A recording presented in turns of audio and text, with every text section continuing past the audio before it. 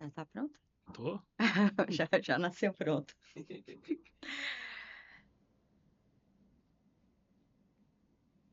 Boa tarde.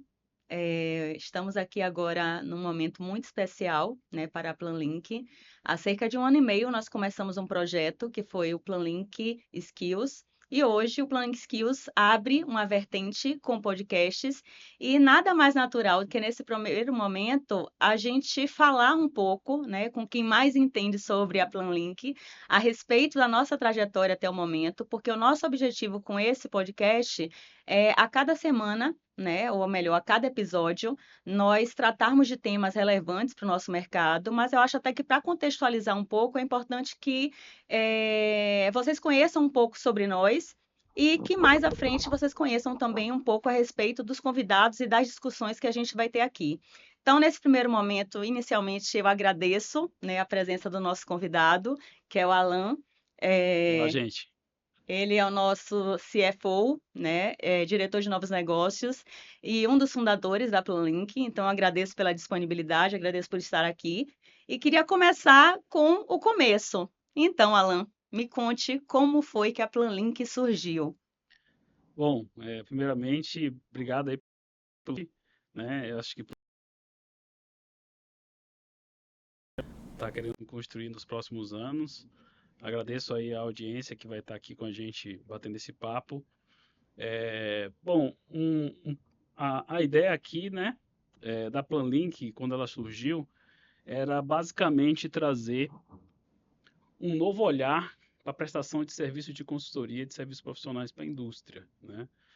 Em 2008, mais ou menos ali, nós tivemos uma grande crise, não sei se muitos lembram, né? Quem tem aí idade para lembrar disso. Em 2008 a gente teve uma grande crise, que foi a crise subprime, ali nos Estados Unidos, onde o mundo inteiro teve uma grande recessão. E tanto eu quanto o Alexandre, meu sócio, trabalhávamos numa multinacional, para uma multinacional, de uma empresa de engenharia. E nessa multinacional sofreu os efeitos, como todas as grandes empresas, dessa crise mundial. E é justamente nessa crise que surge a ideia da PlanLink. Porque o que aconteceu nessa crise? Ela foi uma crise que aumentou muito o risco de investimentos no mundo, porque foi uma crise de crédito, né? Grandes bancos entraram em falência.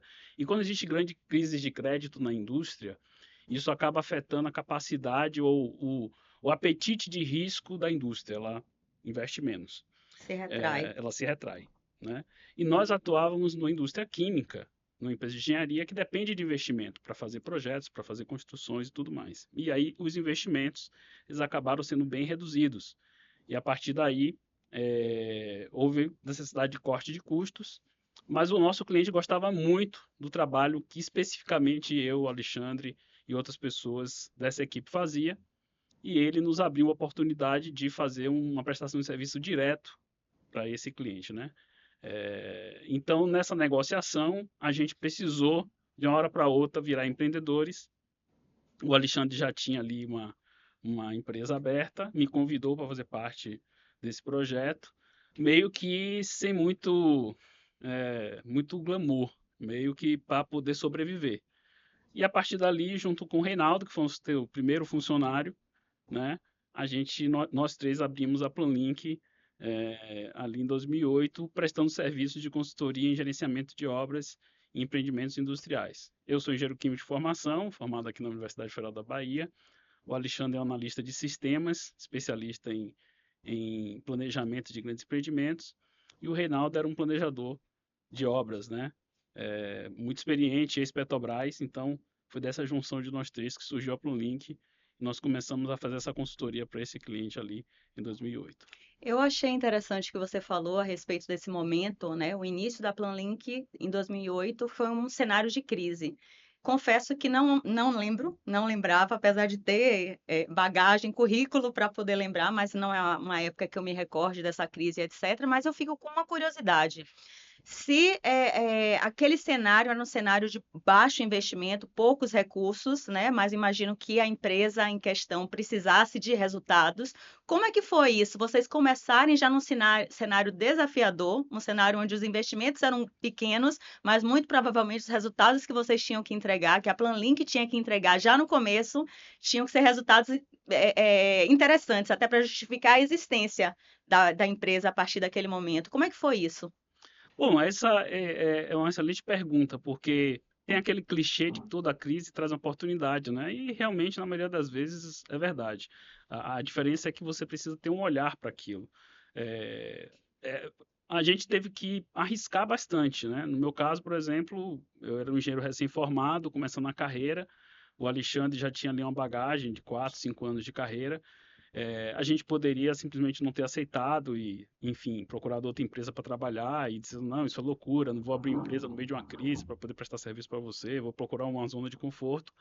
Mas a gente enxergou ali uma oportunidade. E aí eu acho que para isso é bom você ter boas pessoas do seu lado. Eu digo que nós temos pessoas que caminham ao nosso lado que às vezes a gente não dá, às vezes, muita atenção, mas nesse caso, né, acho que ali a gente tinha um tutor, um mentor, que hoje, inclusive, está conosco, que é o nosso diretor de operações, que é o Vitor Mazitelli, que foi uma pessoa que acreditou na gente e fez a gente olhar as nossas qualidades com um outro olhar e acreditar que aquele projeto, mesmo no meio de uma crise, poderia surtir efeito positivo, né? Ao ponto de, por exemplo, no meu caso, eu abri mão de uma carreira, porque depois fui convidado a fazer parte da companhia que eu estava prestando serviço, né?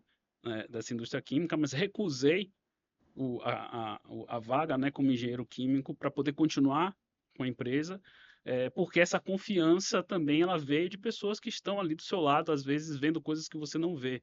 Então, acho que nesses momentos de crise, é muito importante você também ter pessoas bacanas que acreditam em você do seu lado, conseguem te mostrar o outro lado para que você se sinta seguro de tomar uma decisão. Não foi uma decisão fácil, mas se mostrou acertada e a gente prosperou a partir dali, através de diversos outros contratos.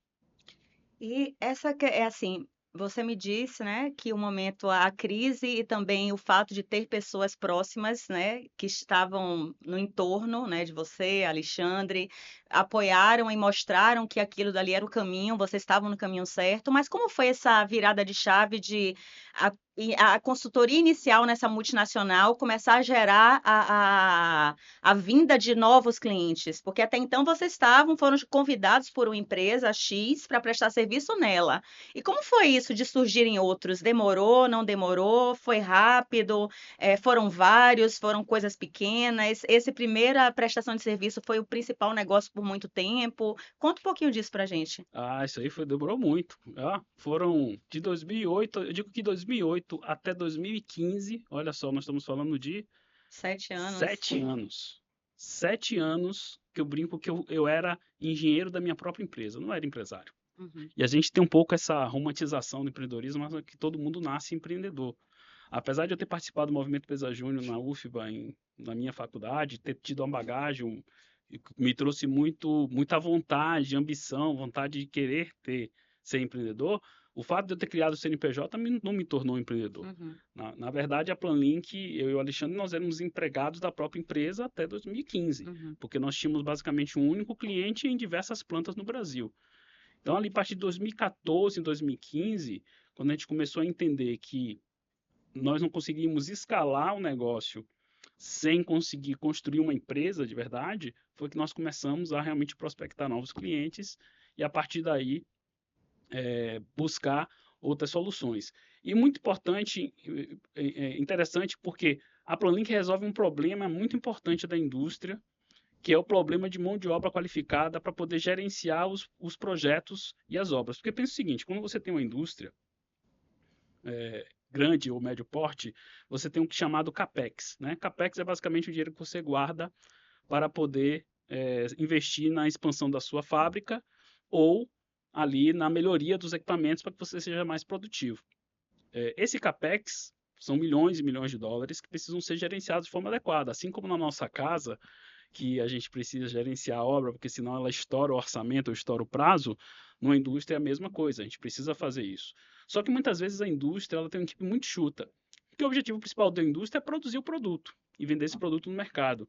A engenharia para manter a indústria em pé, ela é importante, mas às vezes não é o core business que a gente chama.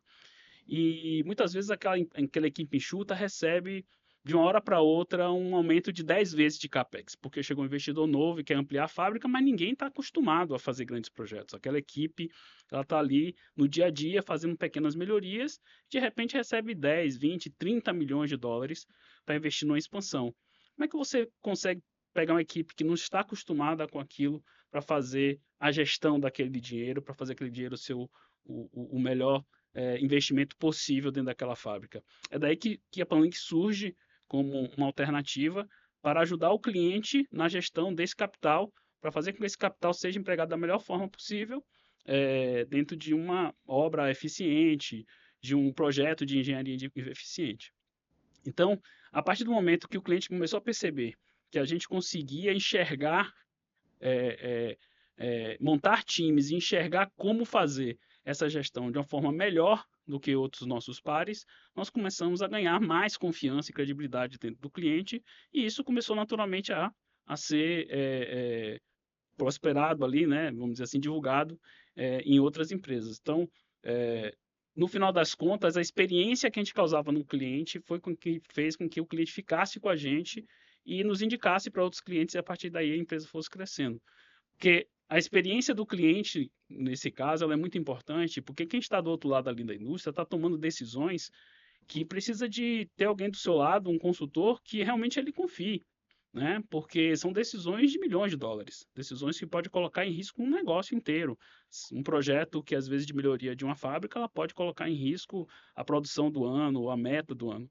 Então, ele não, é muito importante ele ter ali fornecedores que sejam qualificados e que ele confie realmente que podem entregar o resultado final de engenharia naquele projeto. Então, dentro desse contexto, né, a gente ganhou bastante confiança, e a partir daí, de 2014, 2015, quando a gente ganhou essa confiança, essa credibilidade, a gente mesmo entendeu que nós tínhamos ali na mão um negócio que poderia escalar, a gente viu que era possível dar próximos passos e buscar novos clientes no mercado.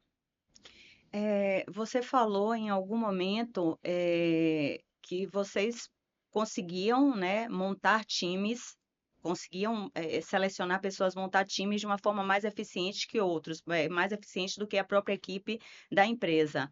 Eh, Ouvi também dizer, em um outro momento, que talvez por conta disso a Planlink foi convidada, né, a abrir uma filial da Planlink num outro país por conta justamente de dizer não, só vocês que conseguem fazer isso do jeito que nós, clientes, gostamos. Isso tem alguma relação ou eu estou trocando as bolas, eu estou misturando as coisas? Ah, então, tem uma relação sim, é muito legal a sua pergunta, porque mostra uma coisa que é muito importante na nossa cultura, que é a experiência do cliente e como ela é tão importante que a gente às vezes toma decisões muito fora da curva para garantir essa experiência, né? Nós temos ainda esse cliente na nossa carteira, que é um grande multinacional do setor de agronegócio, que eles estão precisando expandir, fazer uma expansão no Chile, né? E eles tinham já alguma operação no Chile, mas precisavam expandir essa operação.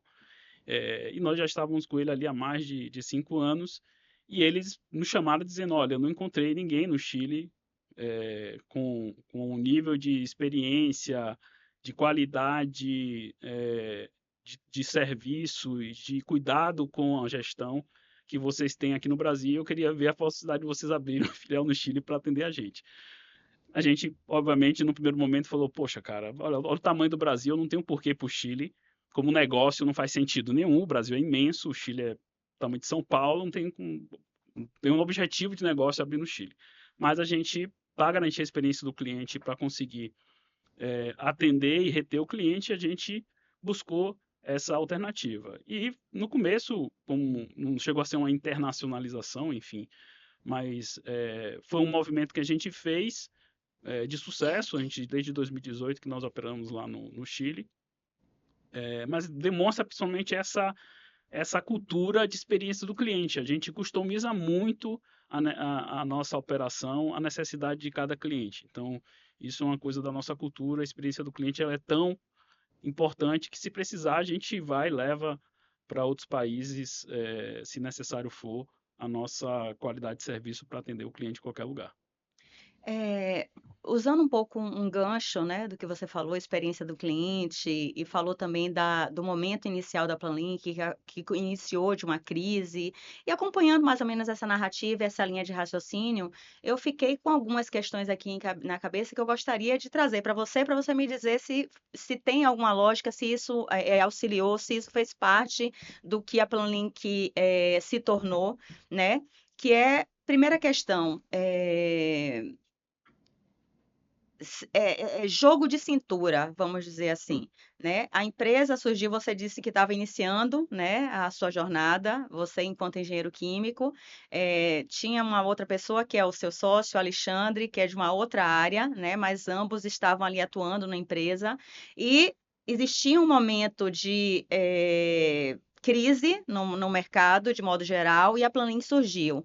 Mais à frente, na verdade, 10 anos depois, você falou agora de 2018, então 10 anos depois desse momento inicial de crise, imagino que tiveram vários outros pontos Sim. nessa lacuna de dez anos, mas em 2018 passa por uma outra situação que é assim, jogo de cintura. Eu preciso de vocês num outro país esse que imaginam tem uma outra lógica, a burocracia seja outra, o processo de abertura de empresas seja outra, a questão trabalhista seja outra, e vocês tiveram que entender tudo aquilo para, a partir daí, oferecer o serviço, oferecer essa experiência para o cliente de vocês, para aquele cliente que não era o único da época.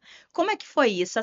Como é que se dá esse processo? Vocês, a Planlink, de modo geral, tem essa característica de tentar se adequar às necessidades do cliente, independente de que necessidades sejam essas. Isso também é uma tendência no mercado, é uma característica das empresas quererem, né, esse tipo de jogo de cintura de adaptação ou não. Todos oferecem uma proposta engessada e esse seria um diferencial, talvez, da Planlink.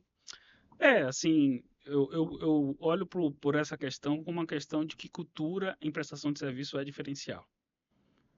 Óbvio, a gente está num setor que é um setor, de certa forma, comoditizado, né? Serviços de engenharia e serviços profissionais são commodities, de uma certa forma, mas você precisa ter alguns diferenciais competitivos e o diferencial competitivo da Planlink principal, no meu ponto de vista, também é essa questão da cultura, que vem dessas tomadas de decisão, dessa capacidade que a própria cultura da empresa tem de conseguir se adaptar à realidade de cada cliente em cada necessidade, porque a gente decide rápido, porque a gente tem uma cultura de ser muito tailor-made também, né? E aí, outros exemplos além do Chile, por exemplo, de movimentos nesse sentido, é que eu fiz um movimento de sair com minha família para o Rio de Janeiro, porque a gente precisava abrir uma filial no Rio de Janeiro para conseguir atender melhor o cliente. O Alexandre saiu do movimento de sair da Bahia, de onde a gente estava, para ir para o Rio Grande do Sul, para conseguir morar no Rio Grande do Sul, para ter um cliente onde ele mora até hoje. Então, assim, são coisas que parecem simples, né? Mas são movimentos que mostram o quanto a empresa está disposta, a sua cultura está disposta a se adaptar para conseguir atender a necessidade de um cliente. Eu acho que isso talvez seja o principal ponto da nossa prestação de serviço, dessa experiência do cliente, que isso é uma cultura, é difícil de replicar. É um diferencial competitivo que é difícil de replicar, porque vem dessa forma como os sócios entendem a importância do cliente e como a gente se movimenta para atendê-lo. Então, todos esses são exemplos para mim onde a cultura da Planlink ela acaba permeando nessa visão de que a experiência do cliente ela realmente o que mais importa nos nossos serviços profissionais para toda a indústria no Brasil. Isso de ter o foco no cliente é algo que me chama muita atenção, até porque eu percebo, você falou de terceirização, prestação de serviço, e é muito comum, né, nós vemos empresas, né, que têm uma cultura forte, mas que presta serviços e quer colocar dentro do cliente funcionários com aquela cultura forte e sem entender que eles estão dentro de um cliente e, portanto, devem entender como o cliente funciona. O que que você tem a falar sobre isso? Isso é muito interessante essa sua provocação, Alessandra. Por quê? Quem não conhece muito o mundo da prestação de serviços profissionais, é, a gente, principalmente para multinacionais, é muito importante entender que nós estamos ali para servir. E é muito comum, principalmente em equipes alocadas, que é 90% do nosso time ele é alocado dentro do cliente, né? O cliente ele tem uma cultura ali que é um pouco diferente da nossa. Eu digo que nós tivemos a sorte, mas ao mesmo tempo também a competência de conseguir também ir para um mercado onde os nossos clientes têm uma cultura muito próxima da gente. E a gente tem um pouco diferença cultural, isso facilita a alocação dessas equipes e a gestão dessas equipes para ali dentro. Mas no mercado de terceirização, existem muitas empresas, principalmente menor porte, e que não têm essa preocupação com a cultura, que basicamente precarizam o trabalho, vamos dizer assim. Porque você acaba basicamente só colocando um crachá no cara e deixando o cara lá dentro sem nenhum tipo de suporte. E quando você faz isso, você está precarizando o trabalho, porque no final das contas você não está prestando um serviço, você está só terceirizando a mão de obra. A gente sempre tentou fugir disso, né? Eu digo que uma coisa que a Planink com certeza não quer ser é só um terceirizador de mão de obra. Então, essa questão para a gente é muito importante. Eu sei o que eu não quero ser. Eu não quero ser uma gata que bota um crachá na pessoa e entrega ela para o cliente. Então, a partir desse momento que eu defini o que eu não quero ser, a gente começou a tentar mudar esse cenário dentro do nosso mercado, mostrando que é possível fazer diferente, que é possível conciliar sim essas duas culturas, do nossa equipe estar ali dentro do cliente com parte da nossa cultura, mas também respeitando a cultura do cliente, respeitando ali a forma do nosso cliente trabalhar. Essa combinação e união das duas coisas, para mim, é a melhor forma de você conseguir prestar um serviço de qualidade e garantir que você está realmente prestando um serviço e não simplesmente fazendo uma terceirização pura e simples de mão de obra. Então, isso ainda é um desafio. Existem clientes em alguns setores que ainda têm uma cultura muito forte de terceirização de mão de obra e precarização. A gente evita o máximo possível isso. A gente tenta também educar o cliente, mostrar como é importante ele focar nas entregas, focar na qualidade do serviço e não necessariamente na personificação, né, do serviço através de uma ou outra pessoa na operação. Mas é uma coisa comum no setor, né, de terceirização. E eu acho que é uma realidade brasileira que a gente precisa também mudar e a gente está disposto a brigar um pouco mais por isso e brigar por isso. Eu acho, inclusive, né, que um dos motivos para termos criado inicialmente o Planning Skills e agora esse braço do Planning Skills através do podcast é justamente essa necessidade de mudar um pouco a forma com que o mercado, né, se comporta, como é que as empresas, né, enxergam a sua contribuição para o mercado e como os clientes, inclusive, também enxergam esse tipo de serviço, porque a partir do momento que você falou assim, tem empresas que têm uma cultura muito forte que ainda enxergam a precarização, enxergam dessa forma e querem dessa forma, né? Então, nossa discussão aqui, as próximas também que virão, elas servem também um pouco para isso. Quando Sim. o projeto chegou até você, né, e você pensou, não, vale a pena colocar isso em prática, foi algo que passou em sua mente também, que isso pode contribuir, né, para que todo o mercado entenda e possa melhorar, não vou dizer mudar, mas melhorar. Eu acredito muito nisso, tá? Eu acredito que a gente está passando por uma era em que é uma oportunidade, uma janela de oportunidade de fazer isso gradativamente cada vez mais, né? Existem já empresas que têm uma visão mais nesse sentido, né? Não é só a Planlink que tem essa visão, essa é uma visão de muitas outras boas empresas também no mercado, mas infelizmente são a minoria. A gente vê ainda a maioria com esse olhar mais de terceirização realmente das pessoas e não da prestação do serviço. Um dos pontos que eu acredito muito, e o Planning Skills ajuda muito nisso, é justamente educar o mercado. É mostrar o porquê mais interessante a gente olhar para o mercado de terceirização como um mercado com um potencial enorme de melhoria na parte da qualidade da entrega. E para mim, o grande passo passa também pela, pela educação do cliente, né? O cliente ainda contrata muito HH, que a gente chama, né? E quando você contrata HH, você de uma certa forma está dizendo para o seu fornecedor que a disponibilidade ela talvez seja mais importante do Do que a resultado. entrega, o resultado. HH, hora homem? Homem-hora, isso. HH Homem-hora, é como ok. normalmente a gente fala na engenharia, que é o homem-hora, né? Aham, Imagine que você contrata, por exemplo, hoje advogados, onde você não paga por hora, você paga pelo resultado do processo ou um aham. valor por processo. Você já contrata médicos por consulta, pelo resultado ali, né, a quantidade de consultas. Existem diversos outros serviços profissionais que são contratados através de valor global, de engenharia. A engenharia já tem também isso.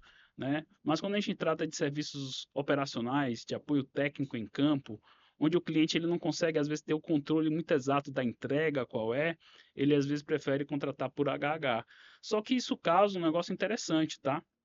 Que no mercado é muito bem visto, porque muitas empresas às vezes praticam preços muito baixos de HH, só com equipes muito menos produtivas. Então, às vezes, o cliente cai numa armadilha muito interessante, que é a seguinte, ó, eu vou pelo menor preço, aí ele contrata o HH menor. Só que na prática, quando aquela operação começa a acontecer, em vez de ele usar, por exemplo, 5 profissionais para fazer aquele serviço, ele acaba tendo que usar 7, 8.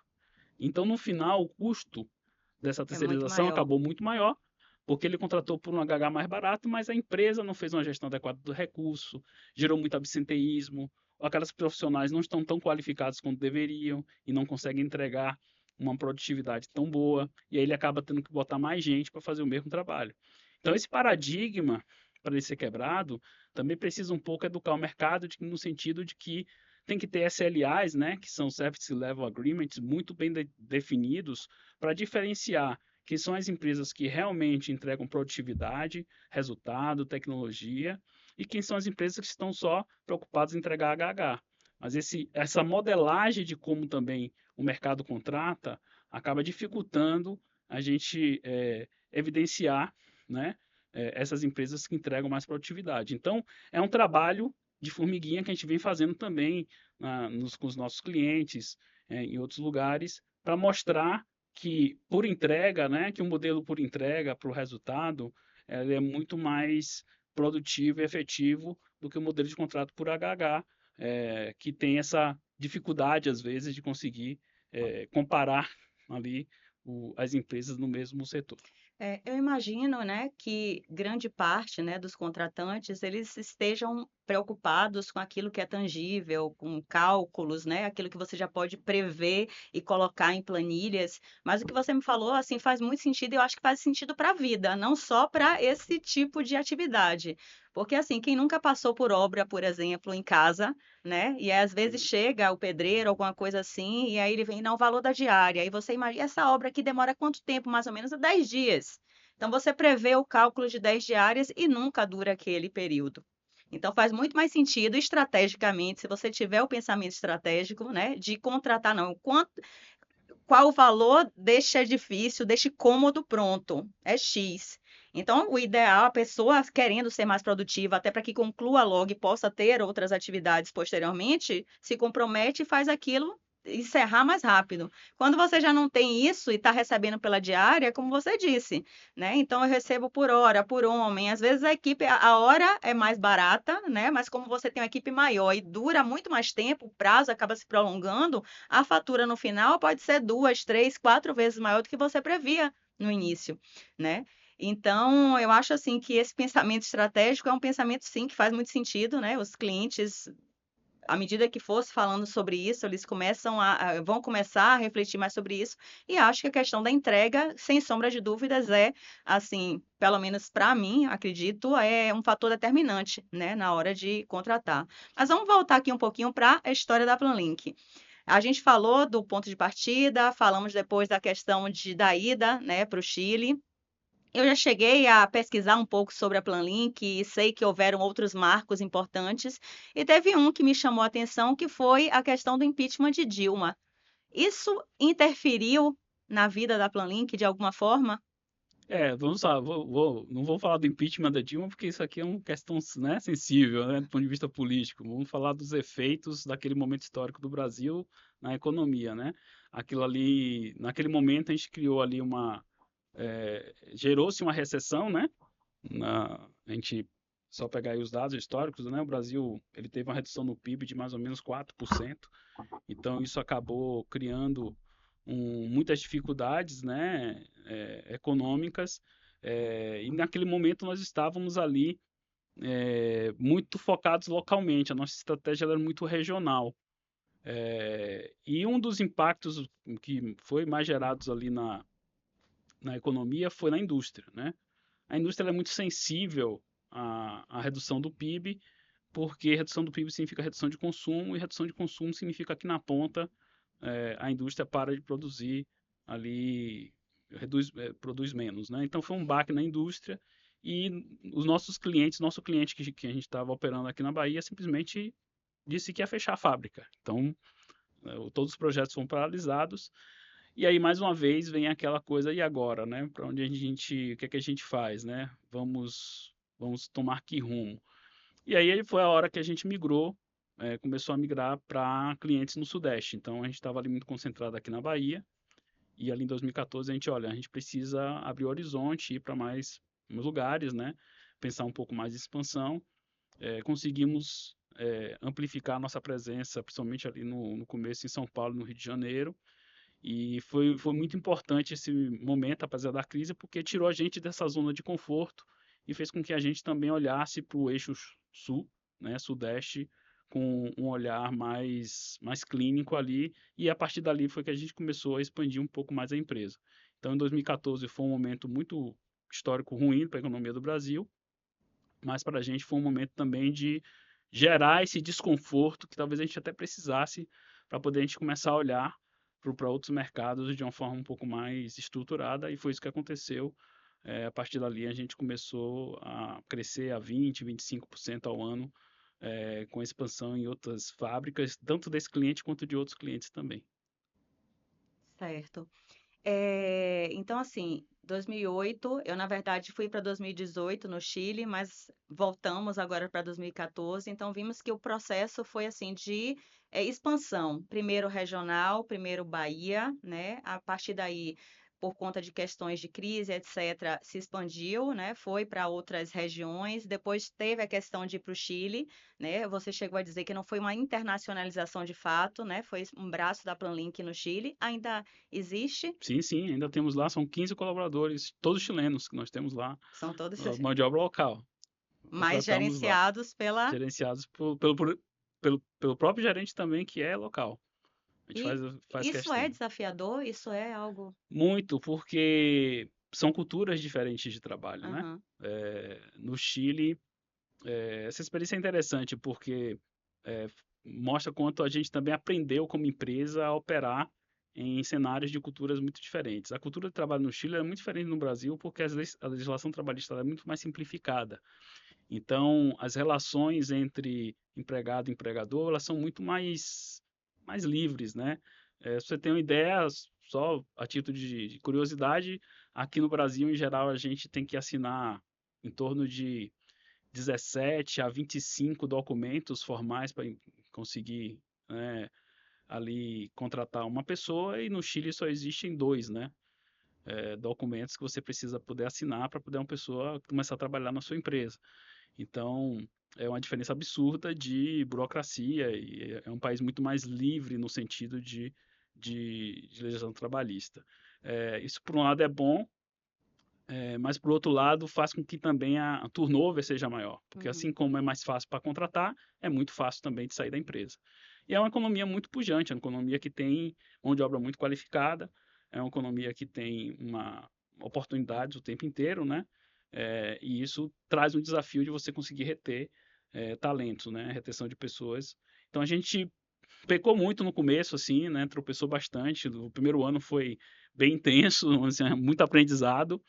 E isso fez com que a gente trouxesse esse aprendizado para a gente no Brasil também, né? Porque no final das contas a gente começou a aprender um pouco mais sobre gestão de pessoas, sobre redução de turnover, retenção de talentos, processo seletivo de recrutamento e seleção.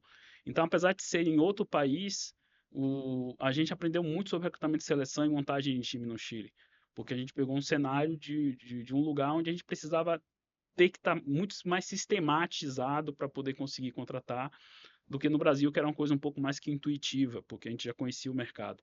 Então, isso também fez com que a empresa ficasse mais robusta do ponto de vista de processos, né? Com esse aprendizado. Então, esse para a gente foi o principal desafio.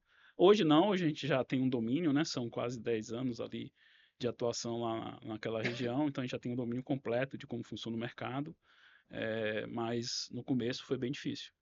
E isso de intuição, né? O fato de vocês não conhecerem o mercado do Chile, precisar estudar mais para atuar ali, e em paralelo à atuação no Brasil, onde muito da intuição era utilizada. Você acha que usar muito da intuição acaba atrapalhando? Que é importante ter esse outro lado de buscar dados, informações, protocolos? Sim, sim, sim. Eu acho que no mercado, inclusive no mercado de engenharia, né, de prestação de serviços de engenharia, no mercado de engenharia, é muito importante a gente trabalhar com dados o tempo inteiro. Na verdade, um dos nossos maiores lutas com os nossos clientes também é esse, o maior desafio, né? A gente tem cases muito interessantes onde a gente pegou clientes que não tinham informações muito completas sobre seus projetos e a gente conseguiu organizar essas informações, por exemplo, históricas, de projetos que estouraram no prazo, que não estouraram, que gastaram acima, abaixo do orçamento. A gente conseguiu montar um BI, por exemplo, e estruturar todo um processo de controle, onde o cliente bate o olho, por exemplo, em um dashboard, ele consegue saber em todo o Brasil qual o projeto dele que está no prazo, que não está, quem é o líder do projeto, quais são os motivos que aquele projeto atrasou, que não atrasou, quais são as lições aprendidas com aquele projeto. Então, hoje, nos nossos clientes, a gente já aplica, inclusive, essa vamos dizer assim, esses processos que garantem que os dados estejam na frente do tomador de decisão para ele tomar a melhor decisão possível no gerenciamento das suas obras, no gerenciamento da, da sua rotina de apoio operacional da sua operação, né? Então, não pode ser casa de ferreiro e espeto de pau, né? Óbvio que no começo não era assim, todo começo de uma empresa ela é um pouco mais na intuição, mas esse sempre foi uma meta, né? A gente sempre perseguiu essa meta, até hoje nós perseguimos, né? Empresa que investe muito em tecnologia, colocou RP, de RH, em vez de rodar a folha de contabilidade mais cedo do que normalmente uma empresa média coloca, porque a gente gostaria de ter esses dados dentro da nossa casa, lidando com esses dados, trabalhando com esses dados da equipe, né? Então a gente, há 3 anos atrás ali, logo depois da pandemia, optou por tirar a folha da nossa contabilidade, trazer a folha para dentro da Planlink, porque a gente queria ter esse domínio completo sobre os colaboradores, a gente investe em RP financeiro, investe em outras tecnologias para justamente fazer com que a empresa tenha esses dados na mão para tomar as melhores decisões. E isso faz com que a gente preste um serviço melhor para o cliente e tenha um diferencial competitivo perante o cliente. Dá mais confiança e credibilidade, mais governança para que o cliente decida, por exemplo, nos contratar ali em detrimento de outra empresa, porque ele vê e sente nessa governança de dados que a gente é capaz de conseguir enxergar, né, a maior parte dos nossos processos através de dados. Então já foi intuição, mas a gente hoje tem bastante dados, tem muita coisa a ser feita ainda. Uhum. Estamos com alguns projetos ainda de tecnologia para implantar novos RPs para garantir mais visibilidade desses dados, né? E isso vem aumentando cada dia mais. E aí tem um ponto interessante sobre isso, que é uma questão que hoje o mercado ele, ele preza muito nessa questão da terceirização, que é a visibilidade da produtividade da equipe. E aí nisso a Planlink ela tem buscado inovações no mercado para dar também essa visibilidade para o cliente da produtividade da nossa equipe. Porque justamente o mercado ainda contrata muito por HH, então se você contrata por HH e você não está conseguindo fazer a gestão pela entrega, você tem que fazer a gestão pela disponibilidade, né? E esse é o grande desafio da indústria, porque ela não sabe daquela equipe terceirizada qual é o nível de produtividade dela. Então ela não sabe se ela está fazendo com 10 quando ela poderia fazer com 8 pessoas. Então hoje a Planlink ela tem um parceiro que, por exemplo, utiliza um crachá ali tecnológico que hoje a gente consegue, por exemplo, dar visibilidade de onde as equipes estão, em que local, mas principalmente não só pela produtividade, mas pela gestão de risco. Que eu consigo, por exemplo, evitar que alguém entre numa área de risco que ela não está autorizada. Ou se essa pessoa tiver um mal súbito ou tiver algum problema de segurança, eu consigo saber, através desse crachá, que ela está em perigo. Eu posso acionar o plano de emergência. Então, a busca dessas soluções, a busca desses parceiros para todos os nossos contratos, faz com que a Planlink ela se destaque também nessa questão de dar visibilidade da produtividade da sua equipe para o cliente e ter total transparência do que está acontecendo com o seu time. A sua última fala, na verdade, você falou muitas coisas aqui importantes. Eu quero puxar algumas coisas que eu acho que a gente pode falar, trabalhar um pouco mais. Tiveram três coisas que você falou e que eu acho que são importantes aqui para a gente deixar registrado e aprofundar. É, tudo que você falou mostrou muito de um papel, né, da Planlink, papel de facilitador. Papel facilitador. Nós não estamos aqui simplesmente colocando pessoas para fazer funções. Nosso foco é com o resultado e por isso estamos preocupados em facilitar, né? Ter um resultado de facilitador. Em algum momento você falou também sobre pandemia, que eu acho que é algo que a gente precisa tratar mais detalhadamente, entender como é que é a atuação de uma empresa como a Planlink, né, na pandemia. E depois, talvez, a resposta para algumas dessas questões, que foi a inovação. Você falou essas três, é uma tríade, vamos dizer assim. Uhum. Então, começando pelo começo, as empresas de terceirização dentro da indústria, elas têm esse papel de fato, ou pelo menos em essência, de facilitar a vida do cliente? Sim, é um dos principais papéis dos prestadores de serviço, né? Que é a terceirização, para você ter ideia, no Brasil é um mercado de mais de 60 bilhões de reais, se não me engano, né? Então, com crescente. Por quê? Porque a indústria ela terceiriza basicamente ali entre 30% a 40% das suas operações e dos seus processos. E toda indústria, como todo negócio, tem um core business, né? Aquele negócio central, que é a sua preocupação principal, né? Então, assim, um médico, qual é a preocupação principal de um médico? É atender o cliente, o paciente, né? Diagnosticar. Ele não tem, por exemplo, um laboratório para fazer exames, ele não tem uma máquina de radiografia para ficar tirando raio-x. Para isso, ele tem parceiros, ou a clínica tem ali alguns parceiros que vai lá e terceiriza aquela parte, que é uma parte importante para ele que faça o diagnóstico. Uma indústria é muito parecida, né? Ela tem ali alguns processos que são core business, né? Para ela fazer o produto e vender o produto no mercado, mas tem alguns processos que são de apoio, como, por exemplo, a parte de facilities, como cuidar do prédio, cuidar da limpeza, né? A parte de logística, que é movimentar os materiais dentro da indústria, a parte de saúde e segurança do trabalho, que é extremamente relevante, principalmente para indústrias de óleo e gás, mineração, que são indústrias de alto risco, petroquímica, química, né? Para poder garantir a saúde do trabalhador, processos de engenharia, de gestão de obras, manutenção. Então, todos esses processos de apoio, eles dão apoio para que a indústria faça aquilo que é o seu principal fim, produzir o produto. Então, ela depende muito, muito mesmo de prestação de serviços profissionais para poder operar. E é dentro desse contexto que a gente se insere, né?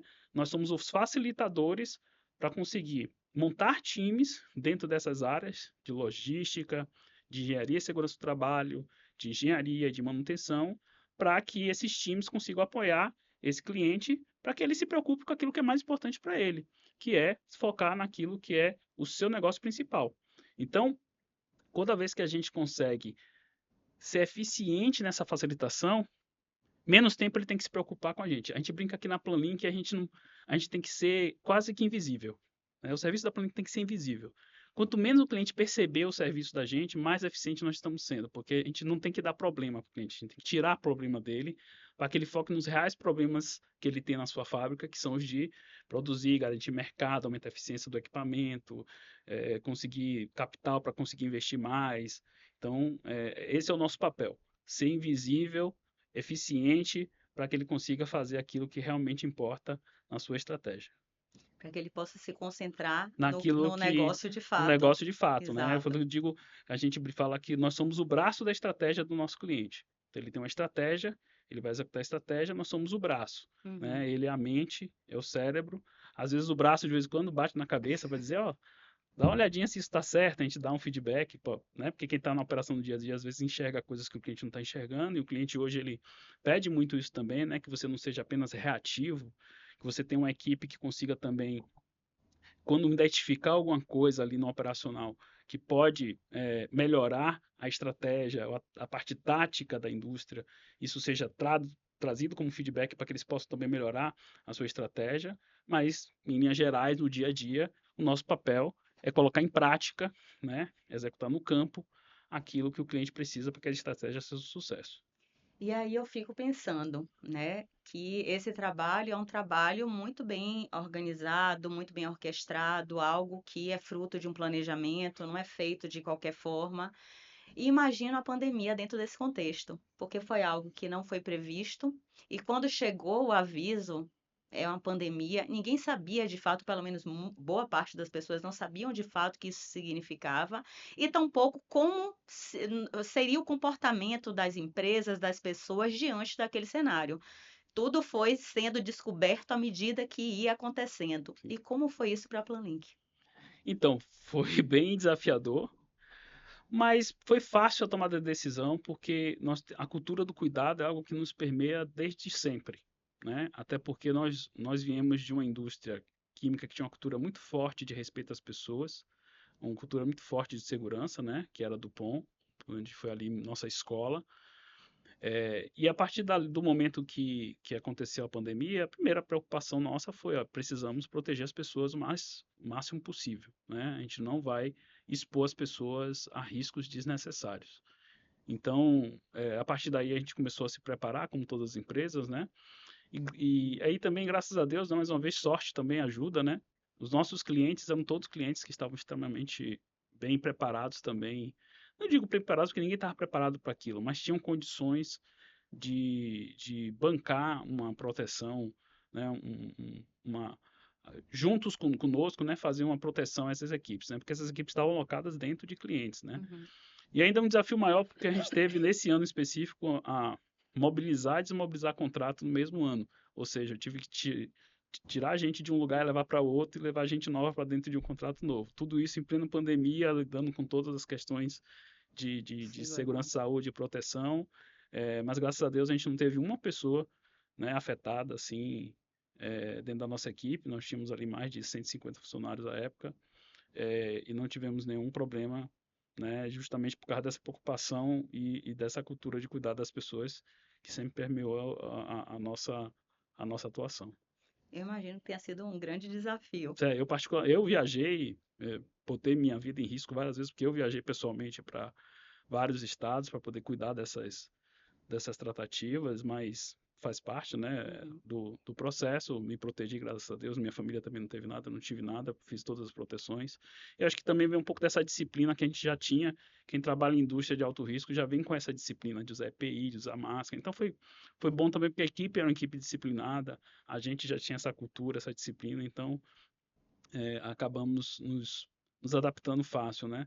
Do ponto de vista também tecnológico, a gente já fazia trabalho remoto, a gente já usava muito tecnologia remota, então também para adaptar a questão ali de comunicação, das equipes todas em home office, que poderiam ficar em home office, também não foi difícil, a gente já estava bem preparado ali, com ferramental para poder fazer tudo de forma digital. Então, no final das contas, eu também a própria cultura da gente, de estar sempre à frente ali na questão da inovação, da tecnologia, ajudou a gente a se adaptar mais rápido, né, a essas necessidades da pandemia.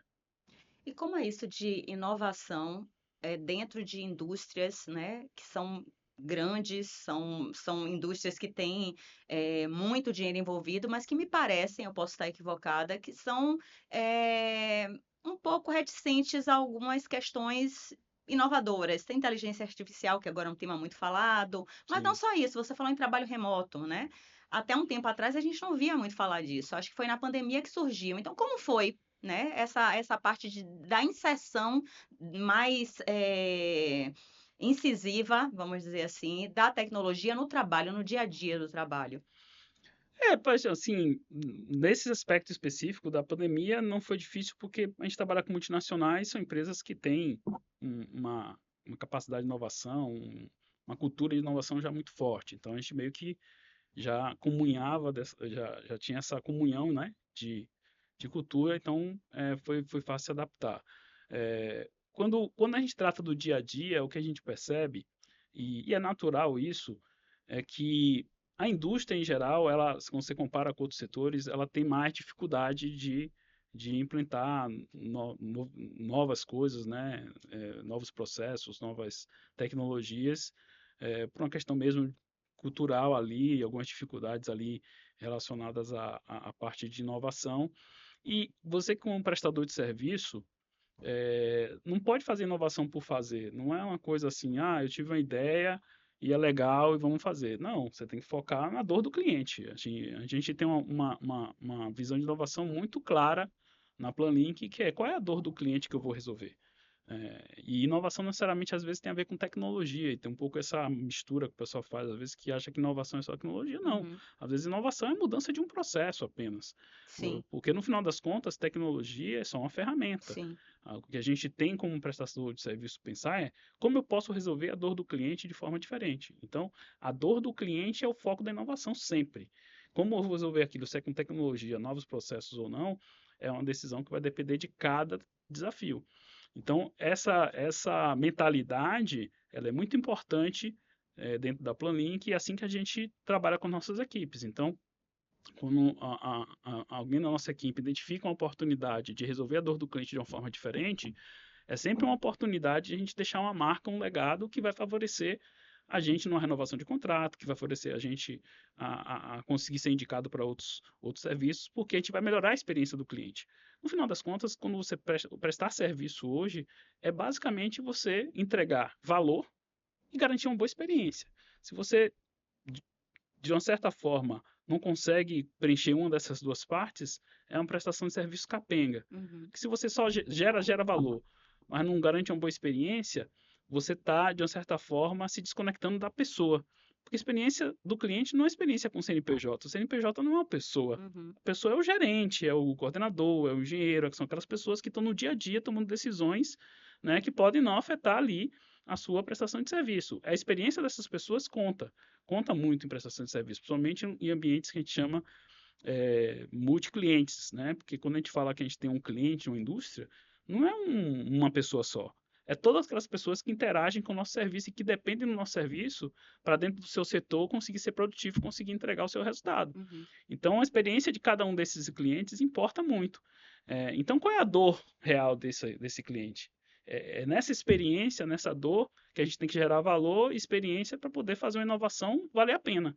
Senão, vira apenas uma ideia bacana, mas que não tem nenhum objetivo concreto ali para o nosso cliente. Então, para a gente, inovação é isso, 100% garantir uma melhor experiência para o cliente e resolver a sua dor.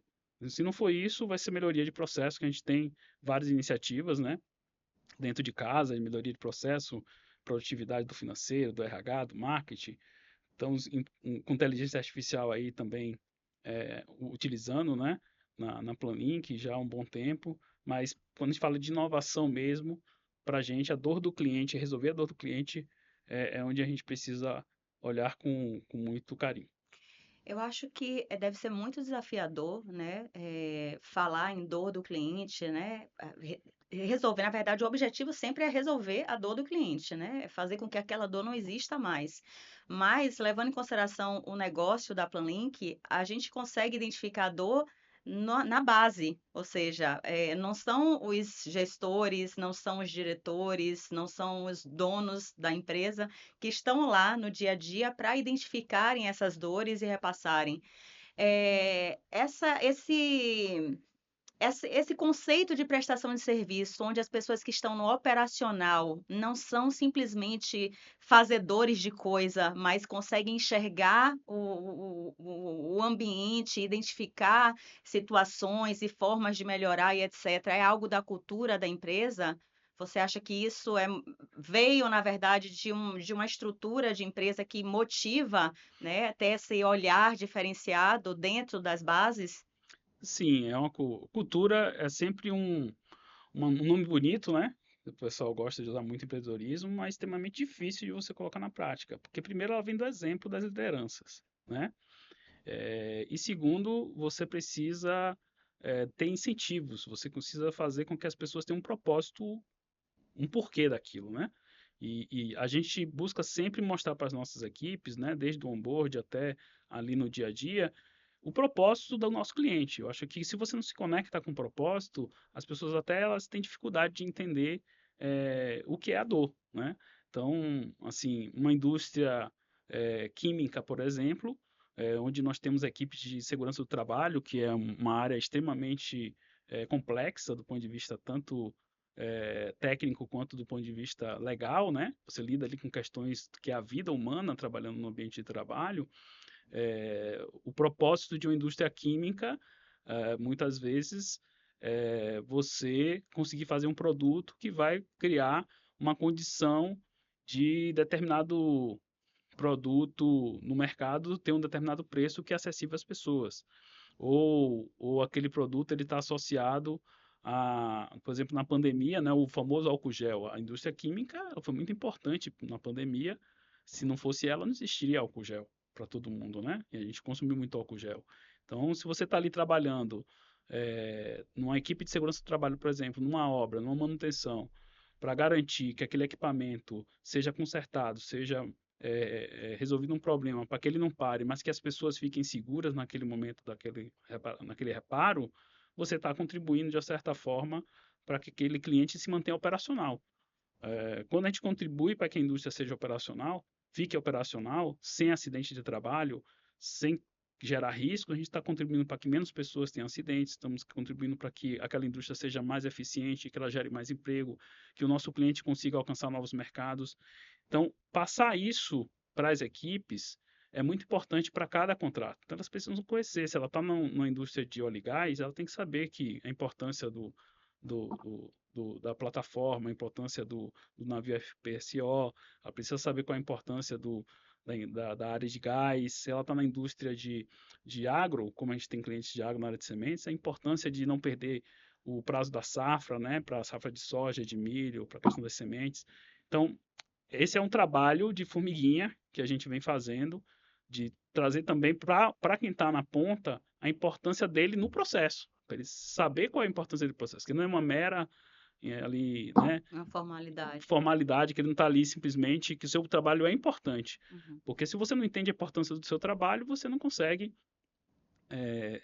se dedicar ali naquilo que realmente importa. Então, a partir daí é que ele começa a entender a dor do cliente, porque ele começa a ter uma visão mais parecida do que o cliente tem no campo, né, no dia a dia. Então, tudo isso é educação corporativa, Sim. que é uma área que a gente tem buscando investir. Principalmente esse ano nós temos já um orçamento previsto de educação corporativa para poder ter uma universidade corporativa, está no nosso planejamento estratégico esse ano, ter uma universidade corporativa, que não é para ficar ensinando apenas ali as coisas que tem no dia a dia na internet, mas principalmente isso, né, para as pessoas conseguirem entender a importância delas no processo como a atividade dela reflete no impacto no cliente no dia a dia. Você falando, né, a respeito do papel, de como impacta, e às vezes, assim, existem coisas que extrapolam até a própria função, é você ter aquele olhar atento a coisas que talvez não sejam parte da sua função, mas que você possa contribuir e vai dar um resultado como facilitador, vai dar o resultado para o cliente. E isso me remete a uma conversa que tivemos alguns meses atrás e que você me contou uma história que eu fiquei muito Deixa eu ver se eu curiosa lembro para ainda, viu? saber o Porque para final. lembrar de história é Você lembra difícil. dessa história? Eu acho que lembra. Você falou de que a Planlink, na verdade, ela tinha sido contratada para enfim, uma determinada indústria que precisava iniciar o funcionamento, né, a partir de uma data tal, e quando chega na véspera, eles compraram uma peça, alguma coisa assim, eu não sei se a peça quebrou, se a peça não era exatamente aquela necessária, e você disse assim, não, eu vou dar um jeito e vou arranjar uma peça para essa máquina, mas a indústria vai abrir no prazo previsto. Você lembra dessa história? Poderia contar? Ah, bacana. Eu acho que foi no começo da gente lá, né? Nós estávamos finalizando um projeto de um moinho de Isso, grãos, isso. um projeto importante de uma empresa daqui multinacional. E depois de tudo pronto, dessas coisas da engenharia, né? Tudo pronto, tudo certo para acontecer, o equipamento não partiu porque uma mangueira foi especificada errada. Uma não, Exatamente, 8 mangueiras. era uma A mangueira. gente botou lá na cabeça assim, pô, meu Deus, não é possível que a gente não vai atender o prazo por causa de 8 mangueiras. E aí foi aquela loucura, a gente saiu atrás do fornecedor, o fornecedor, só consigo entregar a mangueira certa daqui a 10 dias, aí eu extrapolar o prazo, o navio já esperando o produto no porto, pressão do supply chain do cliente, produção, toda a nossa cabeça. Aí a gente falou assim, a gente vai ter que sair de carro aqui procurando essa mangueira em algum lugar. Se a gente for fazer pelo processo padrão ali de seguir área de compras, especificar, não vai dar certo não. Aí eu mandei algumas mensagens para alguns amigos e falou, cara, eu acho que tem um cara aqui em Camaçari que faz esse negócio aí sob medida. Agora você tem que ir lá conversar com ele para conversar. Eu falei, "Pô, tá bom então." E aí eu peguei o carro, assim, já fim do dia, já era para partir 3 dias depois. 2 dias, na verdade, tinha 48 horas para partir a planta. E aí eu peguei o meu carro, sem perguntar a ninguém, simplesmente parei lá na portinha lá da empresa que fabricava mangueira. Conversei com o cara, falou, rapaz, 2 dias para fazer isso aí. Falei, meu irmão, vira de madrugada aí, mas quebra meu galho. Mas aí passamos lá, o cara conseguiu fazer, a gente instalou a mangueira, funcionou. E o cliente ficou feliz, no final das contas deu tudo certo. Mas um pouco dessa questão de não era minha, não era nossa obrigação, porque a gente ali estava só fazendo gerenciamento, né? A Uhum. gente não era prestador, nós éramos responsáveis pelo equipamento, mas é um problema que o cliente precisa resolver, alguém precisa resolver. Então a gente tem muito essa coisa só, é um problema do cliente, é um problema nosso. A gente tem que resolver. Não importa se está no nosso contrato, se não está, a gente tem que resolver.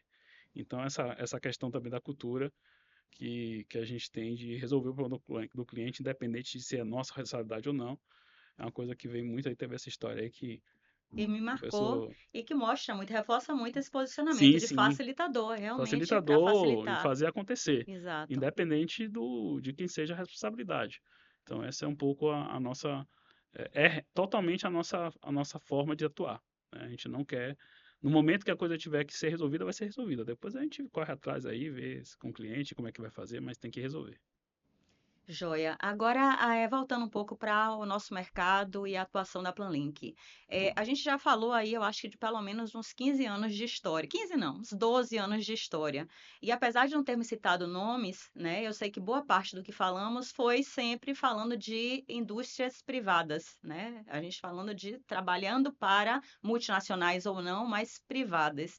E eu sei que depois de um tempo a Planlink começou a também trabalhar com estatais, Sim, né? A sim, Petrobras, especificamente. sim. É, primeiro, como é que se deu isso? Eu acredito que tenha sido também, não foi simplesmente aconteceu, né? Foi uma Não, mudança de estratégia, ou melhor, uma adaptação talvez de estratégia. E imagino também que trabalhar para esse tipo, né, de cliente seja também completamente diferente. O que é que você pode muito, falar sobre muito isso? diferente, muito diferente. Um desafio muito importante. Veio de uma mudança, de uma decisão estratégica, né? O que mostra como a gente se preocupa com essa questão de governança, de ter estratégia, de olhar para o longo prazo desde cedo. Então, ali em 2020, depois da pandemia, então, a gente percebeu que a gente precisava estar mais bem preparado com um planejamento estratégico de longo prazo. E a gente fez um primeiro plano de longo prazo da Planink de 5 anos ali em 2021, né? A gente chamou de plano 2025. E nesse plano 2025 tinha algumas diretrizes e uma delas era justamente a gente fazer o balanceamento da carteira ali que a gente chama. E a gente entrou na Petrobras em 2022.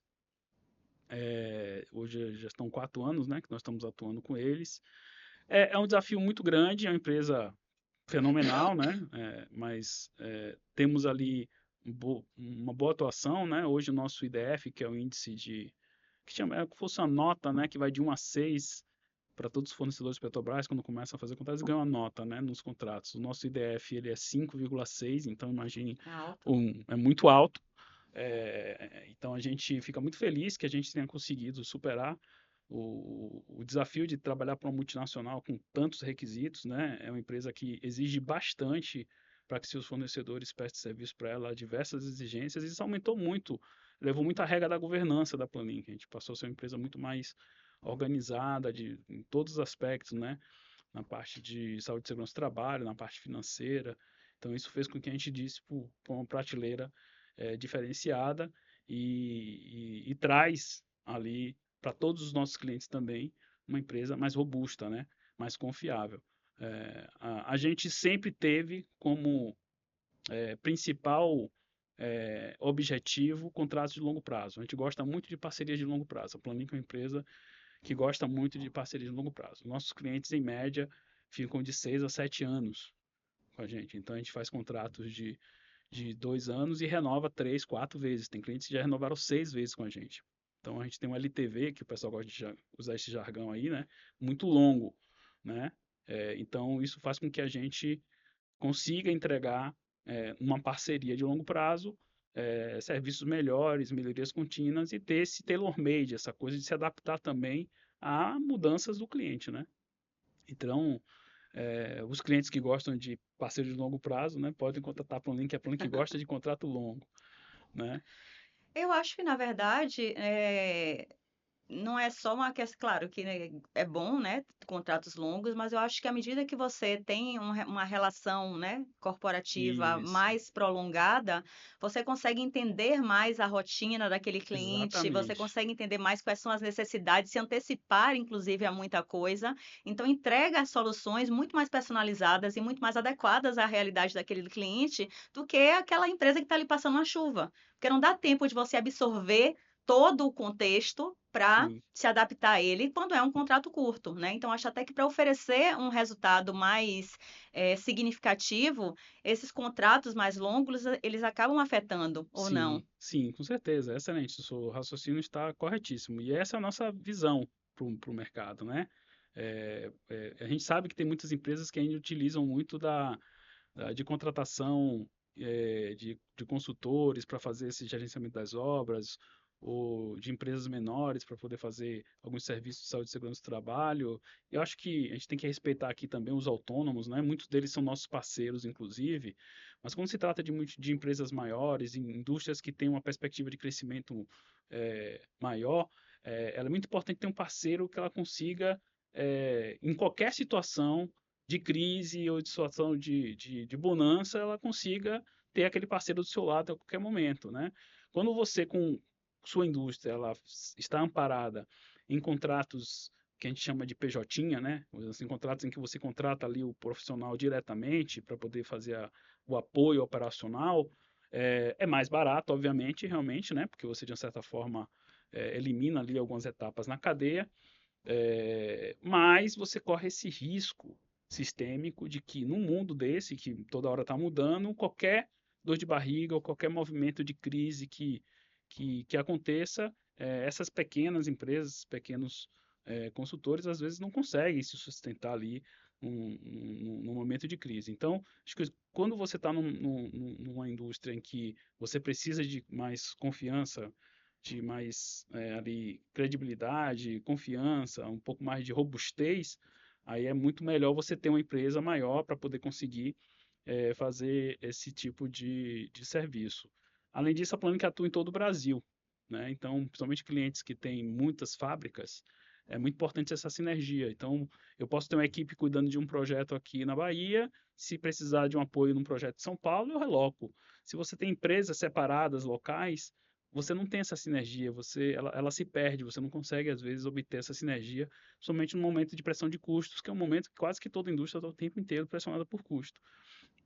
Então, a gente vê também nessa capilaridade um diferencial muito bom da Plunlink, né? A gente atende desde do Amazonas, do Amapá, se precisar, até o Chile.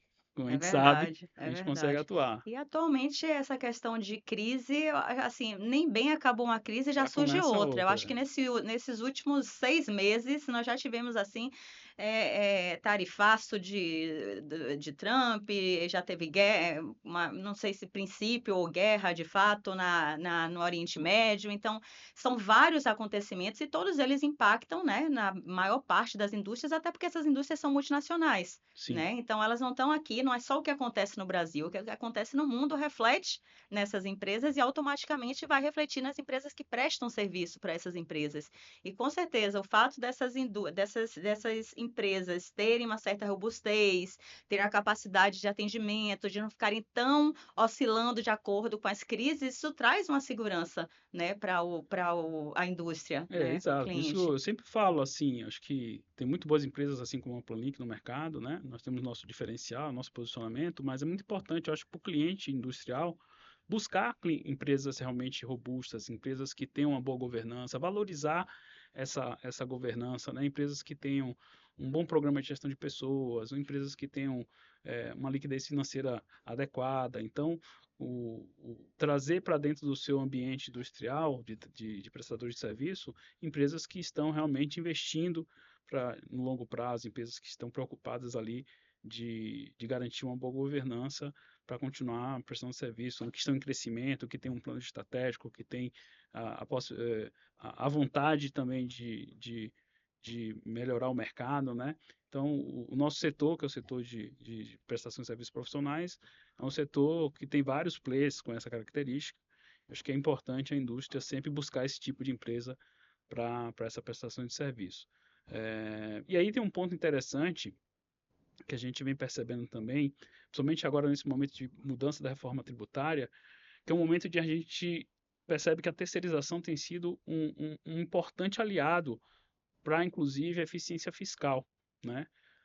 Eu acho que esse é um tema interessante que a gente pode falar sobre reforma tributária. Você que está aí na indústria que vai falar, está começando a pensar em reforma tributária, preste atenção, porque eu acho que isso é um ponto interessante que a gente vem buscando trazer para os nossos clientes de como a terceirização pode transformar o seu planejamento para a reforma tributária que está vindo. Então, a reforma tributária, não sei se todo mundo sabe, ela mudou o conceito de impostos do imposto cumulativo para o não cumulativo. Então, a gente tinha vários impostos ali picados, que muitos desses impostos eles ficam com o governo independente de eu ter pago esse imposto ou não quando eu fiz uma compra. E agora a gente está mudando para um modelo que é muito parecido no Chile, que é o modelo do IVA, que aqui vamos chamar de IBS e CBS, que é um IVA dual, né, dividido em dois pedaços, onde tudo aquilo que você compra de insumo e você paga de IVA, você usa como crédito para aquilo que você vende. Então, no final, o imposto ele é aplicado apenas sobre aquele pedaço que você agregou valor. Então, imagine que você comprou você foi fabricar, por exemplo, essa mesa, né? Você comprou a madeira, comprou a cola, comprou o prego, fabricou a mesa. Você comprou e deu R$ 100 de compra, mas você vendeu a mesa por 1.000. Você vai pagar IVA em cima dos R$ 100, vai juntar isso aqui numa caixinha. Quando você vender por 1.000, que seu cliente pagar o IVA, você vai descontar esse que você já pagou daquilo que o cliente pagou, você pagar só a diferença. Então, isso vai ter um impacto muito grande para a indústria, positivo, inclusive. Só que tem uma questão. A folha de pessoal não entra nessa conta do que você pode abater. A folha. Então, esse talvez seja um momento de reflexão que a indústria precisa fazer de quais são realmente os seus processos de apoio que você precisa realmente ter gente própria. O que é que você não pode, de repente, terceirizar? Delegar para um parceiro confiável que consiga pegar aquele processo, cuidar daquelas pessoas adequadamente, para você conseguir ter esse ganho. Porque a partir do momento que você consegue terceirizar essa operação, esse processo, você vai poder ter a captação desse valor de IVA que antes você não teria se você tivesse na folha. Então, a reforma tributária talvez seja a maior janela de oportunidade que a indústria tem nos últimos anos para conseguir fazer um estudo bem detalhado daqueles processos que ela pode ou não terceirizar para outras empresas, né? Para empresas capacitadas, uma terceirização inteligente. Então, eu digo que esse é um momento muito importante da indústria repensar sua estratégia de terceirização, dada a oportunidade que se dá à reforma tributária. Ou seja, com a terceirização, aquilo que é terceirizado, você consegue acabar tendo uma espécie de desconto, vamos dizer, mais à frente na hora de pagar imposto, é isso? Exatamente. Quando você consegue transformar aquele processo que hoje está na sua mão, com colaboradores próprios, em um processo que é terceirizável, aquele custo passa a ser passível de desconto dentro do novo modelo da reforma tributária. Então, isso pode ser bem vantajoso, Muito vantajoso a muito depender da vantajoso. indústria e do local. Então, a gente tem conversado com muitos clientes e tem se colocado muito à disposição, né, para poder mostrar, fazer simulações para nossos clientes, mostrando a possibilidade de fazer isso, como sempre, sem precarizar, porque a gente tem muito essa ideia de que não é precarizar o trabalho, né, porque a palavra terceirização criou-se um monstro, né, Sim, na palavra sim. terceirização. E a gente tem muito cuidado de não precarizar o trabalho e sim absorver, né, aquele processo para o cliente, respeitando a governança, respeitando seus valores, a cultura de cuidar das pessoas que a gente sempre respeitou em todos os contratos que a gente teve na Planlink. E pegando um pouco esse gancho, né, de uma oportunidade que você fala, a questão da reforma tributária, existe um tema, né, que desde 2025 tem sido muito abordado, que é a questão dos riscos psicossociais, né, a NR1. que me parece também que agora em 2026 vai começar a ser, as empresas vão efetivamente começarem a ser fiscalizadas, né? E existem hoje formas, indicadores, sistemas que visam, de certa forma, a auxiliar as empresas nesse sentido. A Planink tem alguma coisa nesse mercado, que ajude as empresas, enfim, a se protegerem, a se organizarem melhor? Boa, excelente. Eu acho que essa pergunta sua é boa porque me traz aqui uma novidade que a gente está trazendo para esse ano de 2026, né? Porque à medida do momento que a gente foi eh, avançando dentro do mercado de serviços profissionais e serviços técnicos para a indústria, a gente começou, na verdade, com uma empresa de prestação de serviços de engenharia, muito voltada ali para consultoria, engenharia CAPEX. Mas em 2017 a gente começou a entrar na área também de saúde e segurança do trabalho. Muito porque a gente tinha uma cultura de uma empresa que era muito forte nessa área de segurança do trabalho, que era a Dupont. A gente pegou muito essa cultura, que foi o nosso primeiro cliente. Então, como essa cultura era muito forte, os próprios clientes percebiam que a gente cuidava da saúde e segurança das pessoas de forma muito diferente das outras empresas. E a gente começou a transformar isso num produto e serviços. Né? De 2017 para cá, a gente vem trabalhando muito na parte de gerenciamento de HS, que é basicamente ajudar o cliente a fazer a gestão de saúde e segurança dos colaboradores próprios e terceiros, né? Temos grandes clientes nessa área, como o Braskem, por exemplo. Mas a gente começou a perceber uma coisa que é o seguinte, poxa, a indústria terceiriza de 30% a 40%, né, da sua mão de obra e dos seus serviços, dos seus processos. Então, para alcançar o propósito, que é o propósito da Planlink, que é transformar a indústria num lugar de eficiência e cuidado, eu preciso olhar também para as empresas terceiras. Eu não posso olhar só para o meu cliente, eu preciso, de uma certa forma, trazer para o meu portfólio algum produto para os parceiros que estão dentro da cadeia desse ecossistema. Então, dentro dessa visão, trago aqui em primeira mão, tá? Isso aqui é novidade, está saindo aqui em primeira mão, uma nova iniciativa que a gente está chamando de Planlink Hub, né? Que é um ecossistema de produtos e serviços que vão servir tanto para os nossos clientes, né? Através de parceiros que nós vamos pré-qualificar, são startups, empresas menores ou consultores que podem agregar ali com tecnologia ou serviços para os nossos clientes, mas também para a indústria, o ecossistema de prestação de serviços, para as empresas que já prestam serviços para a indústria. Então, um desses parceiros que nós temos, ele tem uma tecnologia, né, de software que elabora PGR, que é o Programa de Gerenciamento de Risco, que é o que a NR1 pede para você ter, utilizando inteligência artificial. Então, é muito interessante, você basicamente tira fotos do ambiente, o inspetor, quando vai no campo, manda áudios para ela sobre os detalhes do ambiente e automaticamente, obviamente com a validação humana por trás, que é muito importante, né, quando se trata de dados legais, ela faz o programa de gerenciamento de risco com base nessas informações que foram imputadas. Isso, ela reduz bastante o tempo de elaboração e o custo de HH para a elaboração de um PGR, tornando mais acessível fazer um PGR de qualidade. Porque hoje que é o grande problema que a gente vê no atendimento da NR1? As pessoas veem apenas como atendimento de requisito legal. E isso às vezes favorece muito aquele que a gente chama de vendedor de documento, Uhum. né? Aquelas empresas ou consultores que vão lá e falam só produzindo papel, papel, papel para cumprir com a norma. E não é isso que o legislador quer e a gente entende que não é isso que é o ideal para a indústria. O ideal é que a gente faça com que as empresas olhem para essa questão como uma questão importante. Mas entende também que às vezes o custo de fazer um trabalho de qualidade por HH é muito caro para uma empresa de médio porte. E muitas vezes elas não olham isso como algo importante, é um acessório legal ali, né? Não é o seu core business.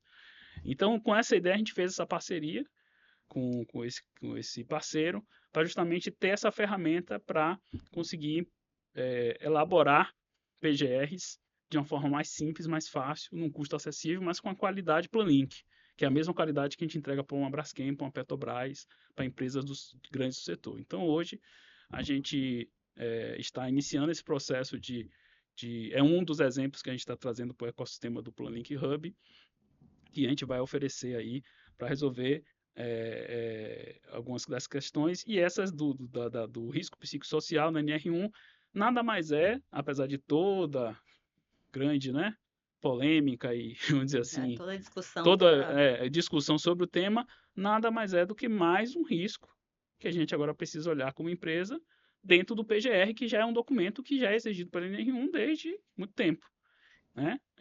Então, não tem nada além disso, né?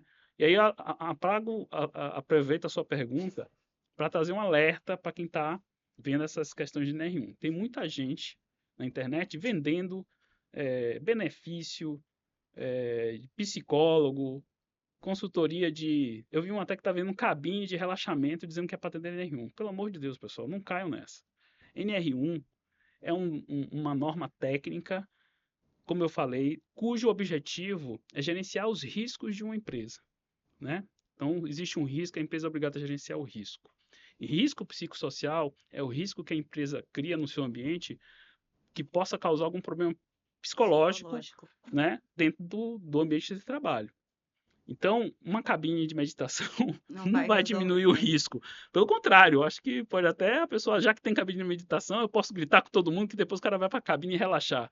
Não é assim que funciona. Então, é um tema mais complexo, técnico, né? A gente pode até fazer um podcast sobre isso, trazendo o Sim. Alex aqui, que é o nosso parceiro. Mas, basicamente, eu vejo que 80% dos problemas de risco psicossocial nas empresas é gestão. Gestão. Porque se você dá metas claras para as pessoas, elas sabem exatamente por que elas são cobradas.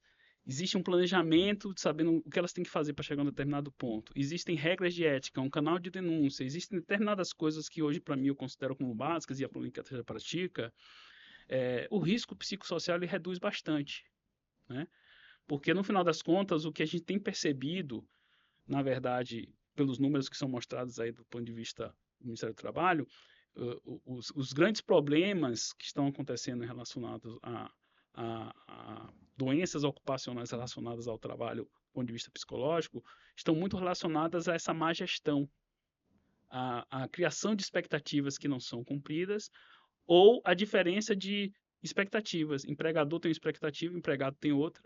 Isso não se comunica e essa divergência de expectativa vai gerando um acúmulo, né, de tensões que vão se refletir a depender da pessoa, da sua história, de como ela é sensível ou não a determinados aspectos, vai refletir em doenças. Sim. Então, 80% dos riscos de psicossociais de uma empresa são resolvidos com gestão. E aí tem uns 20% que é ali coisas mais, assim, ações de saúde ou campanha de saúde.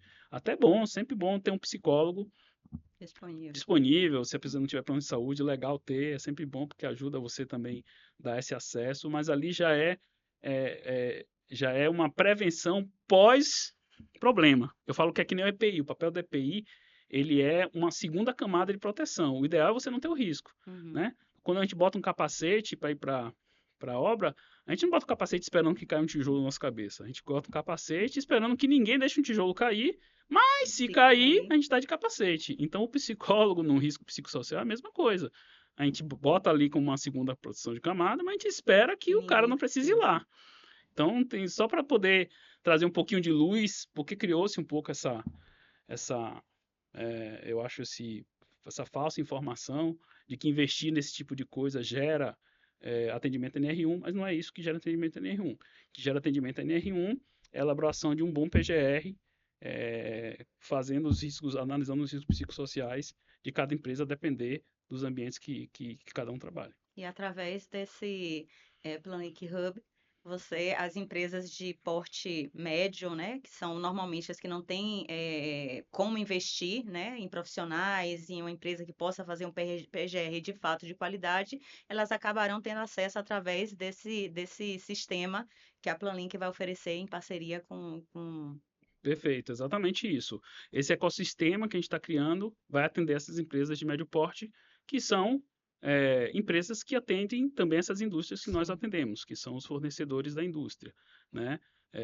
A gente prefere focar nesse nicho porque é o que a gente conhece, a gente sabe quais são as dores também, que são Uhum. as mesmas nossas, que também somos fornecedores, então a gente consegue entregar talvez ali produtos, uma curadoria de produtos e serviços melhor para esse pessoal. Isso não, a gente está agora formalizando isso, né, construindo, colocando isso dentro de uma caixa, mas nós fizemos isso, por exemplo, aqui em Camaçari, a oferecer serviços de ensaio de vedação, Sim, sim. num momento crítico, por exemplo, isso é uma bom case de como a gente tem compromisso com a experiência do cliente e com o resultado final. A Braskem aqui na Bahia faz uma parada de manutenção imensa, com mais de 12 mil pessoas, chamadas PGM, né? E um dos grandes desafios desses tipos de parada de manutenção é você conseguir proteger todos os colaboradores, principalmente entrada em espaços confinados, que são lugares fechados, né, dentro dos equipamentos, a gente tem que fazer manutenção. São milhares de pessoas que entram nesses equipamentos para fazer solda, para fazer manutenções, e é um risco muito grande, porque você pode ter ali uma pessoa, por exemplo, faltar ar, ou aquele ambiente ficar com pouco oxigênio, ou ela respirar um produto, porque a máscara que ela está usando saiu e isso causar um acidente sério até a morte dentro daquele ambiente. Então existe uma norma chamada NR 33 que fala sobre isso, todas as empresas têm que atender, e nessa norma fala que você tem que ter as máscaras, tem que ter garantia de vedação. Então você tem que testar essas máscaras antes da pessoa entrar no ambiente confinado, tem que ter um laudo que tem que ser dado para esse teste. E o cliente tinha dificuldade de continuar fazendo esse teste para essa quantidade imensa de fornecedores, apesar de não ser o nosso escopo, a gente criou um produto ali temporário, vamos dizer assim, e vendeu esse serviço para essas empresas conseguirem ter um parceiro com um preço justo no mercado para fazer esse serviço, desafogando assim uma demanda de mercado que foi imprescindível para a gente ter mais segurança na PGM. Então, a gente conseguiu atender uma demanda desses fornecedores em prol da segurança deles e do cliente ter um ambiente mais seguro para esses fornecedores trabalhar. É mais um exemplo de uma ação proativa da Planlink Uhum. para, no mercado, oferecer um serviço que não é o nosso core, não é uma coisa que a gente oferece porque tem um volume muito baixo em termos de faturamento, enfim, não é algo que gera ali grandes receitas, mas tinha um objetivo claro de resolver um problema, que era um problema que estava trazendo dificuldades tanto para esses fornecedores quanto para o nosso cliente de atender a NR33 ali naquele espaço. Alan, conversando com você e já te conhecendo, né? Eu sei que você é muito conectado com aquilo de mais novo, as tendências. Você também busca conhecimento, sai de Salvador, às vezes para participar de cursos, treinamentos, etc. E passou por um momento assim, eu acho, de bons meses, né? Talvez até mais do que meses, eh, estudando e conhecendo inteligência artificial. E é um usuário na vida pessoal, né? Usa bastante. E na Planlink eu sei também que nós usamos, né? Muito por influência, né? Incentivo seu. Então, o que eu queria saber é não só na Planlink, mas no nosso mercado. Como é que você vê a presença da inteligência artificial? Como você vê, ela já é realmente utilizada por todos? Existe ainda aquele preconceito de não, inteligência artificial vai ocupar o espaço, não vai, melhora, não melhora? Como é isso no mercado e na Planlink? Veja, hypado, né? Esse tema hypado assim sempre é difícil porque a chance de a gente cair no lugar comum é muito grande. Então, não sou especialista, fiz algumas imersões e estudo bastante, como você falou. Eu sou muito prático, eu não gosto muito de estudos teóricos, eu estudo e aplico, eu estudo e aplico. E aí, na aplicação a gente vai vendo quais são as limitações e aquilo que o hype não mostra, né? Uhum. Então, eu já aproveito e já dou um aviso aqui pro pessoal, pelo amor de Deus, não compre cursos daqueles cursos de imersão de 3 dias online, dizendo que vai aprender inteligência artificial que vai mudar a sua vida, é mentira, estão mentindo para você. Porque eu já fiz esses cursos para experimentar e não é nada disso, tem muita limitação, então é importante também tomar cuidado com o que a gente vê na internet. Tem gente boa e qualificada que realmente traz coisas boas, mas tem muito as redes sociais trazem muito essa coisa do achar que as coisas são fáceis, né? Se você está afim só de fazer coisas simples ali, do dia a dia, melhorar texto, essas coisas, tudo bem. Acho que aí a inteligência artificial, e esses cursos temporários, enfim, atendem, né? Mas quando a gente fala realmente de transformação organizacional, quando a gente fala de transformação de mercado, transformação de setor, aí o buraco é mais embaixo, as coisas precisam ser colocadas de forma muito mais realistas, né? Eu já vi transformações acontecerem, né? Eu sou novinho, mas eu sou um pouquinho velho já, né? Então eu já vi algumas transformações acontecerem na engenharia, né? Saímos ali do papel para o 2D, do AutoCAD, depois saímos do AutoCAD e fomos para o 3D, aí do 3D fomos para o BIM, né? Agora tem a inteligência artificial. Então, toda tecnologia ela tem um ciclo de transformação, um ciclo de adoção e um ciclo de impacto. A inteligência artificial eu vejo como uma das realmente das maiores revoluções, talvez depois da internet. Também vi a revolução da internet, então posso dizer isso. A velocidade, o que me impressiona é a velocidade como muda, Uhum. né? Tanto que eu parei, assim, eu dei uma parada um pouco, falei, deixa eu dar uma parada aqui uns 2 meses sem me atualizar, porque eu estava me atualizando e aí já vinha outra coisa, eu tinha que me atualizando, não, eu falei, vou ficar um pouco pirado com isso aqui. Deixa eu passar um tempinho para ver onde essa turma vai, para eu escolher aqui um caminho, porque é muita informação nova o tempo inteiro. E aí, no meio desse mundo de muita informação, a chance de você se perder é muito grande, né? Então, por isso que eu acho que é muito importante que as empresas, ou seja, quem quiser realmente plantar algo sério, faça isso com estratégia. No final das contas, ela é uma ferramenta. E uma ferramenta ela só funciona se você saber para onde você vai. Então, ela é uma ferramenta muito poderosa, mas se você não definir claramente o que é que você quer dela, onde que você quer chegar, vai ser apenas mais uma ferramenta que você vai ficar brincando ali o tempo inteiro e testando para várias coisas. Então, eu vejo um pouco que a gente está nesse momento agora de parece que caiu a ficha, né? Todo mundo sabe que ó, é algo transformador, legal, eu já concordo que não é brincadeira. Realmente o negócio chegou para ficar. E eu acho que agora as empresas estão começando a tentar encontrar esse lugar da aplicação, né? Sendo mais efetivo, onde é que eu acho que eu vejo a maior vantagem hoje de uso da inteligência artificial? Testar protótipos. Para mim, é maior uso, mais rápido e fácil para você usar a inteligência artificial testar protótipos. Por quê? Muitas vezes você tem um problema, uma dor, mais uma vez, tem uma dor, né? Para ter Uhum. inovação, se não tiver uma dor, você está simplesmente brincando de fazer software. Então você tem uma dor e às vezes você tem uma solução tradicional que você para fazer um teste, você levar 3, 4 meses para desenvolver um MVP ou um protótipo para testar a solução para aquilo, ou para contratar um fornecedor, ou para poder resolver de outra forma tradicional. E aí você levaria 3 meses a 4 meses para poder saber se aquela solução ia funcionar para depois você escalar, né? Porque em geral na indústria acontece isso. Em outros mercados também, mas na indústria em particular, você pega o problema num setor, deixa eu testar aqui, faço uma POC que a gente chama, né, que é uma prova de conceito. Se funcionar, eu escalo, porque senão você vai lá começar a escalar, o custo é muito grande, e aí você não tem verba para você testar aquilo sem saber se nem funciona. Até para provar para um investidor, seja interno ou externo, que aquilo vale o investimento dele, você tem que fazer uma prova de conceito. Então, o grande sacada para mim da IA é que agora você consegue fazer uma prova de conceito em 2 semanas, talvez, 3. Então, se em 3 meses você tinha 3 meses para fazer uma prova de conceito, você consegue fazer, sei lá, 5 provas de conceito no mesmo tempo. Significa que a chance de você acertar é maior. Uhum. Porque antes você tinha que fazer uma prova de conceito e se desse errado, você tem que revisitar aquilo, levar mais 2 meses para refazer, para lançar um novo protótipo, para poder convencer o cara.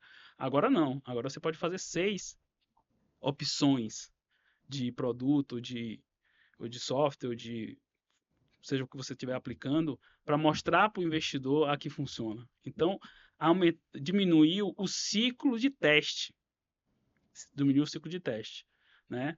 Então, quando você usa um vibe coding, por exemplo, que é o logo da vida para fazer uma ferramenta que de repente vai pegar um monte de dado que você tinha na sua indústria, que você demoraria para tratar em Excel, para tratar num software tradicional 6 meses para poder ver o resultado, você pode uma semana fazer um teste com um protótipo, ver se aquilo realmente vai pegar, vai atender o seu objetivo final, e aí a partir daí você decide escalar.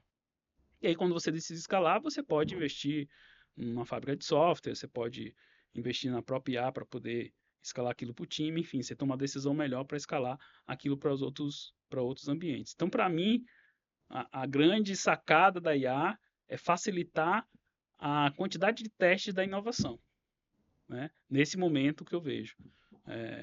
em ambiente industrial, que é um ambiente complexo, muito regulamentado, onde você não pode fazer testes assim, né? À toa você pode influenciar numa tomada de decisão importante, num ambiente que eu estou falando que é um ambiente industrial e um ambiente de prestação de serviços, obviamente, para a nossa indústria. Agora, quando a gente fala de coisas do dia a dia, eu realmente vejo já aplicações muito desenvolvidas, como é a aplicação do dia a dia, financeiro, marketing, né, produção de conteúdo, óbvio. Aí não sou muito expert nessa parte, mas eu vejo que tem agentes, conjunto de agentes que já trabalham praticamente de forma autônoma. Sim. Mas eu vejo que são processos de baixa complexidade. Se você erra um post, tudo bem, alguém vai fazer um meme seu, sei lá, fazer um comentário ali no seu post, e o máximo que vai acontecer. Se você erra o cálculo de um percentual de um produto dentro de uma fábrica, porque você tomou a decisão com IA, você pode jogar um lote inteiro de milhões no lixo. Uhum. Então, muda completamente de figura a tomada de decisão. Se eu calculo o risco de um ambiente para fazer uma liberação de trabalho com IA, eu errei porque foi a IA que errou, eu coloco uma pessoa, a vida em risco. Então, o impacto é muito maior. Então, quando você vai para esses ambientes, eu vejo que facilita, nesse momento, você tem muita facilidade de prototipar, para poder, a partir daí, conseguir facilitar o processo de inovação em definitivo.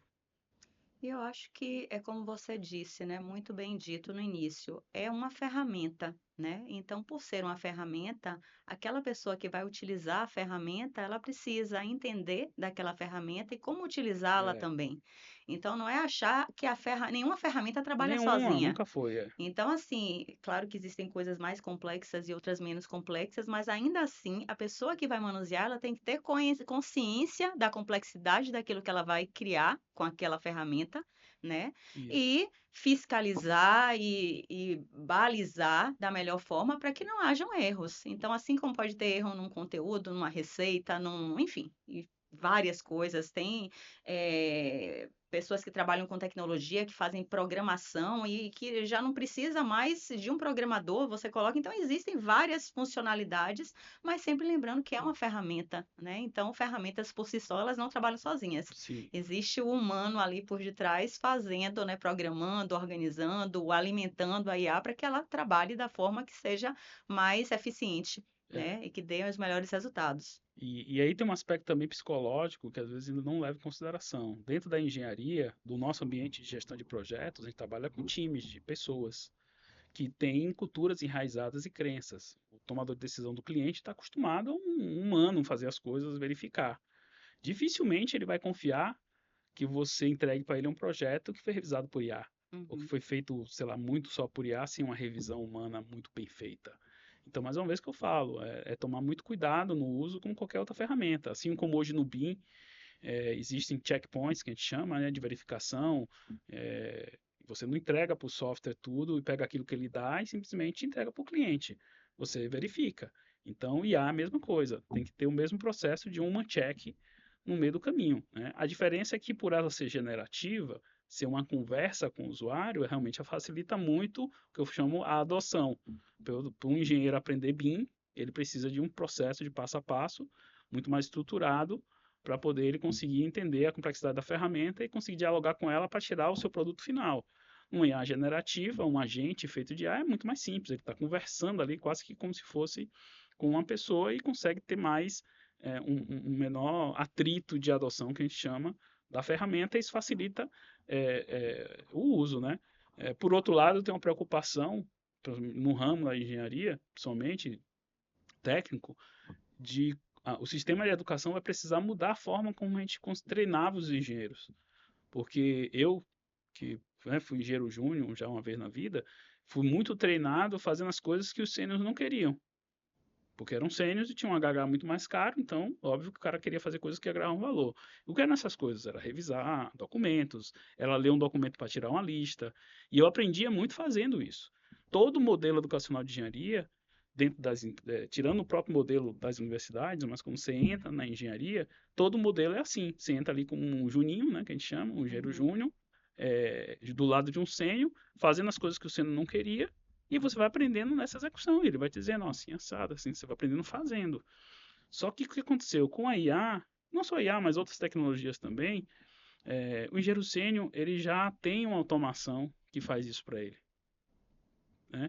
Então a IA, ela favoreceu muito o engenheiro sênior, porque ele não precisa agora nem mais ficar aprendendo muito interface de software, porque a IA, como eu falei, é conversacional. Ele Uhum. já conversa com o software. E aquele trabalho que a IA está fazendo é o trabalho que o estagiário fazia, de engenharia. É o trabalho que o engenheiro júnior de engenharia fazia, né? Que é, por exemplo, ler documentos. Hoje já tem AIs, como o Cloud, que lê uma planta de arquitetura e gera uma lista com fidedignidade de 100% quase.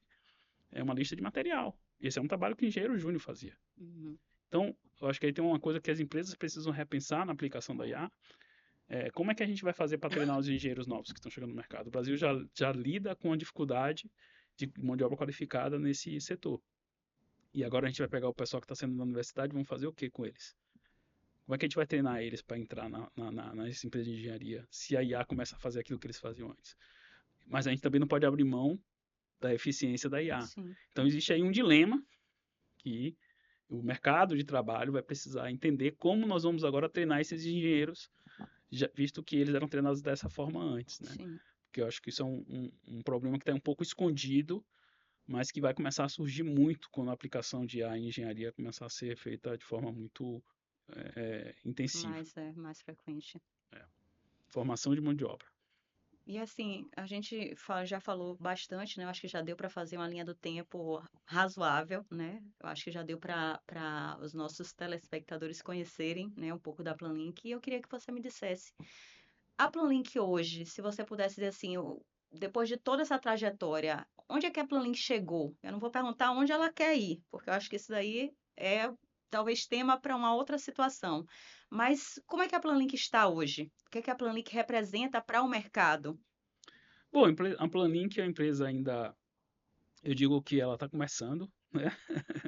Porque 15 anos, para mim, no mercado, 15, 16, 17 anos, é um adolescente. Eu sempre faço essa brincadeira com o time, né?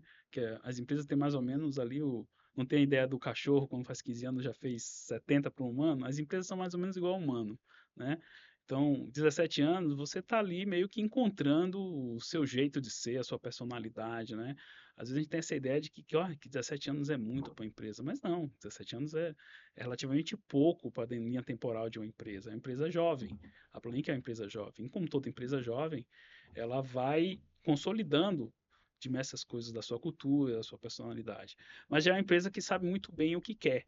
Isso é muito bacana, né? São poucos jovens, você vê 17 anos hoje, que sabem o que quer. Então a gente tem esse perfil de já com 17 anos saber exatamente o que a gente quer e principalmente o que a gente não quer. Que eu acho que talvez seja as coisas mais difíceis de você definir. É muito mais o que você não quer do que o que você quer, né? Então, hoje a Planink, ela se consolida, quer se consolidar, ela se posiciona no mercado como uma empresa, um shop stop, supplier, que a gente chama, né? Uma empresa que tem ali uma portfólio de serviços diversificados de apoio operacional à indústria, né? Através de consultoria, de terceirização de processos e terceirização de pessoas. Então, é assim que a gente se posiciona hoje no mercado. Nós não somos um especialista, nós somos um generalista que tem várias especialidades dentro e que se conectam para entregar, no final das contas, aquilo que é mais importante para o cliente: geração de valor. Porque o cliente industrial, ele sabe o que quer. O cliente industrial, ele tem conhecimento do seu produto, ele tem conhecimento do seu processo. O que muitas vezes ele precisa é de um fornecedor que saiba operar com eficiência os processos que ele não consegue operar com eficiência. Então hoje a Planix se posiciona nesse lugar. Onde tiver uma indústria que exista a possibilidade onde essa indústria ela precise operar um processo que ela entende que ela não tem é, especialidade, ela não tem eficiência suficiente para operar esse processo e quiser um parceiro para operar esse processo, a Planink tem condições hoje de operar. Desde logística, desde de operações de apoio, engenharia, apoio de manutenção, a parte de saúde e segurança do trabalho. Então, é dessa forma que a gente se posiciona hoje no mercado. Porque a gente entende que através dessas sinergias e dessa capacidade de conseguir focar muito mais no que o cliente quer do que necessariamente no que é se especializar em algo específico, que faz com que a gente tenha o nosso diferencial. Nós somos capazes de nos moldar à necessidade daquele cliente, sem perder a qualidade, né? Sem perder a qualidade, mesmo sendo, de uma certa forma, um generalista no mercado. Então, esse é o nosso posicionamento hoje. E para concluir, eu gostaria de fazer duas perguntas. Eu acho até que essas duas perguntas podem ser úteis, né, para outras empresas que estão mais ou menos na mesma situação ou em situação diferente. A primeira é, se você tivesse a oportunidade, que não tem, mas se tivesse a oportunidade de voltar lá para o início da Planlink, o que que você teria feito diferente? Essa é uma pergunta sempre difícil, né? Porque coloca a gente sempre numa cilada. É, eu teria antecipado a minha formação. Eu acho que também o Alexandre também tem a mesma visão. Como, como empreendedor, eu teria investido mais na minha formação como líder, como gestor de pessoas. Eu teria olhado para a gestão de pessoas com mais dedicação antes do que eu comecei a olhar. Eu teria olhado para a gestão de pessoas um pouco antes. Eu acho que talvez seja a única coisa que eu realmente teria Teria mudado. Eu mudado. acho que eu levei tempo, fiquei muito engenheiro durante muito tempo, levei muito tempo para cair a ficha de que no final das contas eu não estava lidando só com questões técnicas, né? Então, acho que eu mudaria isso, eu anteciparia esse processo de olhar para as pessoas. Mas eu acho que isso também deve ter ocorrido pelo fato pela forma com que a Planlink surgiu. Porque, na verdade, era um CNPJ, mas era uma forma de vocês continuarem dentro do Sim, sim, cliente. exato. Então, acabou que essa postura, né, de gestão, do empreendedor, ela não existia de fato no início. Sim, sim. Mas, sem sombra de É dúvidas. muito intuitivo, assim, um Isso, pouco bem orgânico, né? isso. Mas seria só isso. No mais, eu acho que a gente tem bastante gratidão pela nossa história, pelas pessoas que passaram, é, pela nossa história, para as pessoas que entraram no Planlink. Eu digo que nós temos grandes amigos hoje que já saíram da Planlink, mas que são grandes amigos, inclusive clientes, né? A gente teve funcionários que saíram da Planlink, E que fizeram viram carreira em um clientes. multinacional, depois nos chamaram para ser fornecedores. Então isso nos dá enche de alegria porque mostra que a gente deixou um legado, que a gente tem deixado coisas boas, né? Óbvio que cometemos erros, como qualquer empresa sempre comete, mas eu digo que ao longo desses últimos 17 anos a gente tem muito orgulho da nossa trajetória estamos só no começo. Eu digo que tem mais 100 anos aí, né? Tem empresa que tem 100 anos, então É. E para fechar a nossa conversa hoje, eu gostaria de saber de todo, ao longo desses 17 anos, eu tenho certeza que a empresa passou por vários desafios, várias situações problemáticas, os famosos BOs. Qual foi o maior desafio da Planlink nesses 17 anos? Que eu tenho certeza que dele veio algum aprendizado muito significativo. olha, assim, uma coisa bem desafiadora. Sim. Eu acho que foi a crise de 2014, porque ali a gente sentiu medo de acabar, porque só tinha um cliente e esse cliente estava fechando. Então, no primeiro momento, meio que bateu um desespero. Falei, pô, ferrou. Vamos voltar para o mercado de trabalho, sabe? É... Daí vem essa questão que eu falo de você estar do lado de pessoas que acreditam em você. E aí isso foi muito importante ter nesse momento pessoas assim que nos dissessem, não, cara, peraí, olha, tem essa opção, vai para cá, vai para o Sudeste, vai pro Sul, ou abrir uma porta para você ali, mas dali você vai sozinho depois. E a gente voltou de novo a acreditar, não, peraí, né, dá para seguir. E foi um grande aprendizado, porque a partir dali a gente começou a justamente estrategicamente pensar em diversificar, né? De aquela velha história de não botar os ovos na mesma cesta. Então, ali caiu a ficha de que era a hora que a gente precisava. Dali começou a vir a visão empresarial, né? A Uhum. gente começou a passar. Acho que foi o momento mais desafiador foi esse, porque mexeu com nossas famílias, a gente teve que sair da, daqui de Salvador, da Bahia, ir para outros lugares, se mudar, né? Nós Uhum. dois deslocamos. A gente fomos expatriados por nós mesmos, eu Uhum. digo. Eu fui para o Rio, Alexandre foi para o Sul, porque a gente precisava salvar a empresa. Então, acho que foi o momento mais desafiador. E foi um momento desafiador e, como E eu disse, que deu que foi, no resultado. final foi a decisão correta. Foi o que deu Exato, resultado e fez com que a empresa estivesse aqui até hoje. Tanto que Alexandre ficou até lá, né? Virou gaúcho. exato, Eu tá ainda lá até voltei para hoje. Bahia do Rio, É, mas ele tá lá até hoje. Gostou tanto que tá lá em Santa Cruz do Sul, felizão. e o cliente lá também está muito feliz que ele Então, esteja muito lá. feliz que ele esteja É. lá.